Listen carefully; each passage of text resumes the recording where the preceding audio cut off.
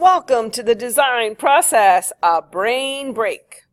By Lauren Morrison and Eileen Cow. So students are stressed. They're stuck sitting in a classroom and they just don't know what to do with themselves. So looking at statistics, this is college, but you can see the overwhelming amount of depression, anxiety, relationship stress. Just at our community in Downingtown, 4 students within 1 year committed suicide. Students are just sitting, looking at their teachers. They're stressed out, they're not engaged, they're not involved, they're not learning. They're bored. A typical middle school day, it lasts about 8 hours. Class periods about 40 minutes long. 10 class periods with only 3 minutes of transition, 3 minutes to move between each class. PE, their gym class, is only once per cycle, which is every 6 days. It's not enough. And in our elementary school here, again, 8 hours, class periods 40 to 50 minutes long, 10 class periods, 30-minute lunch, and a 30-minute recess. Here we get PE twice a cycle. However, that class period of 40 to 50 minutes long is often in one classroom, and those teachers will go from one subject to the next with very little movement, allowing the students to sit, or requiring them, I should say, to sit for up to maybe 2 hours.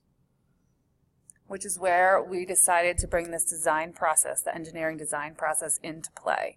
We wanted to figure out what can we do about this big, big problem.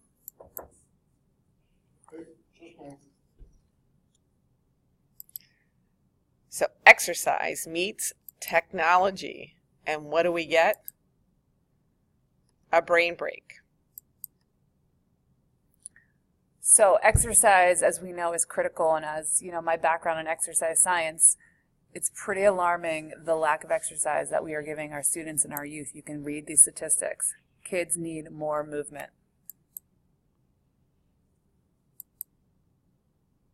We started with my background in tech here as a small-scale prototype. We are developing arrows to take the place of the arrows on the keyboard in which we were using our hands, and we were coding a game in which the students were going to be popping. Our plan at this time was to have them stop as we built our prototype.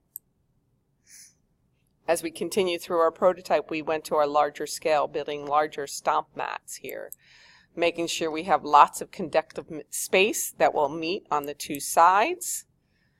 And then our goal was our final stomp mat. Here is a large area. It's 4 by 4, and we added arrows where they designate which direction it would move on the screen.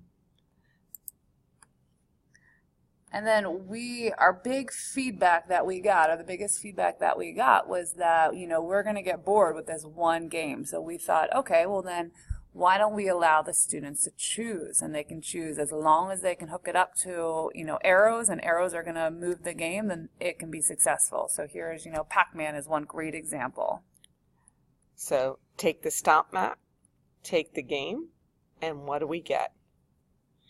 Imagine a world with less stress. Thank you. Thank you.